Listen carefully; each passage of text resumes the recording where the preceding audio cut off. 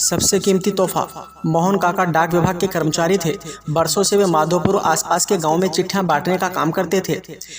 एक दिन उन्हें एक चिट्ठी मिली। पता माधोपुर के करीब का ही था, लेकिन आज से पहले उन्होंने उस पते पर कोई चिट्ठी नहीं पहुंचाई थी।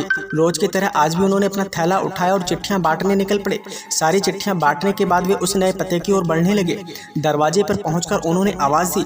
पोस्टमैन। अंदर से किसी लड़के की आवाज आई। काका वहीं दरवाजे के नीचे से चिट्ठी डाल दीजिए। अजीब लड़की है, मैं इतनी दूर से चिट्ठी लेकर आ सकता हूँ और ये महारानी दरवाजे तक भी नहीं निकल सकती। काका ने मन ही मन सोचा, बाहर आइए, रजिस्ट्री आइए, हस्ताक्षर करने के बाद ही मिलेगी। काका खींचते हुए बोले, अभी आई। अंदर से आवाज आई। काका इंतजार करने लगे, पर 2 मिनट बाद भी कोई नहीं आया तो उनके सब्र का बांध टूटने लगा। यही काम नहीं है मेरे पास, जल्दी करिए, और भी चिट्ठी पहुंचानी है। और ऐसा कहकर काका दरवाजा पीटने लगे। कुछ देर बाद दरवाजा खुला। सामने का दृश्य देखकर काका चौंक गए। एक 12-13 साल की लड़की थी जिसके दोनों पैर कटे हुए थे।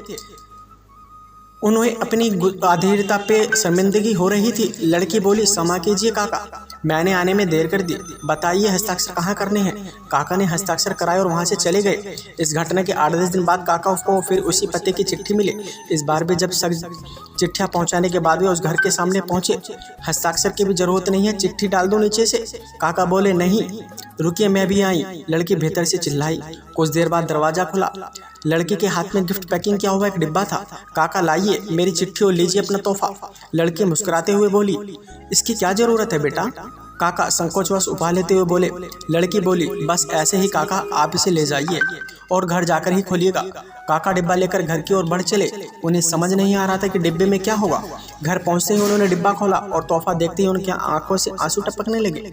डिब्बे में एक जोड़ी चप्पलें थी।